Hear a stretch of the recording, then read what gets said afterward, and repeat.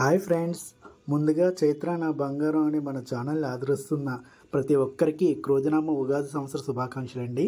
ఉగాది రోజు నుండి తెలుగు సంవత్సరం మొదలవుతుంది. అందుకే ఇది తెలుగువారు మొదటి పండుగ అవుతుంది. అటువంటి ఉగాది రోజున ఉగాది పచ్చడి ఎలా చేసుకుంటామో ఈ వీడియోలో చూద్దాము. చింతపండు పులుసు అండి, ఇది మలబద్ధకాన్ని నీరసాన్ని తగ్గిస్తుంది. వేప పువ్వు కడుపులో ఉన్న నులు పురుగులను చంపేస్తుంది. విషగాలి, ఆటలమ్మ, అమ్మూరు లాంటి అంటురోగాల దగ్గర రాకుండా కాపాడుతుంది. బెల్లం తీపి, ఇది రక్తాన్ని శుద్ధి చేస్తుందండి. ఉప్పు ఎండాకాలంలో వచ్చే డిహైడ్రేషన్ తగ్గిస్తుందండి. మిరియాలు కారం, దగ్గు జలుబు రాకుండా ఉంటుందండి. మామిడికాయ మామిడి పిందండి, ఇది వగరు, యాంటీవైరల్ లక్షణాలు కలిగి ఉంటుందండి. సంవత్సరం అంతా మనకి ఎదురయ్యే మంచి చెడులను, కష్ట సుఖాలను సమానంగా తీసుకోవాలనే సందేశాన్ని కూడా ఉగాది పచ్చడి ఇస్తుందండి.